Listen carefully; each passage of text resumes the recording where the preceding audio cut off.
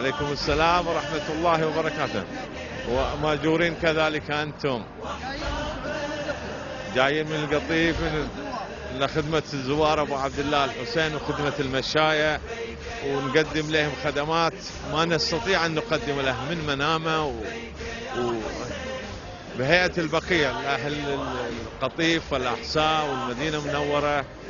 وهذه تبرع من كل الفئات هذه، وعمل خيري تطوعي دون أي عانى من أي جهة كانت معينة. هذه السنة الثالثة تقريبا وهم يمشون على هذا، وهذا المبنى ملك. والعمل الجبار اللي سووه الربع انهم قاموا بنوا في الفترة الوجيزة هذه خلال السنتين هذه اللي انشئ فيه.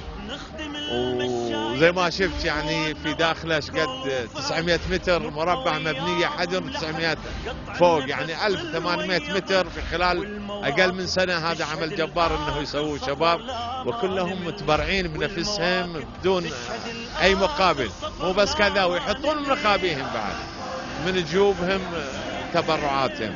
تعاون بين ابناء منطقة القطيف والاحساء والمدينة.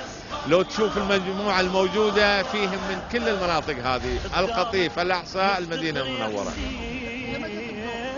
نبقى الى قبل يوم العشرين نروح كربلاء، لانه ما يكون في مشاية، فهناك يبتدئ الموكب الموحد للبقيع كذلك تشارك فيه كل الحملات والزوار الموجودين في كربلاء.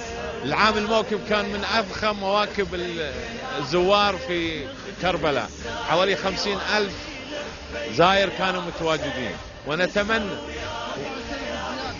إن شاء الله، نتوقع أكثر من 50,000. وبس كذا، والناس قاعدة تقبل بالعمل اللي قاعد يصير كوحدة واحدة. نحن لسنا إرهابيين، نحن نشارك في خدمة زوار أبو عبد الله الحسين. نحن سعوديين صح، ولكننا لا نميل إلى الإرهاب. نحن نشارك في خدمة زوار أبو عبد الله الحسين بأموالنا وأنفسنا وأوقاتنا وأولادنا، واحنا في الخدمة دائما لنفرج الشعب العراقي. نحن معهم ونتضامن معهم ونحس بهم ونحس بآمالهم وآلامهم.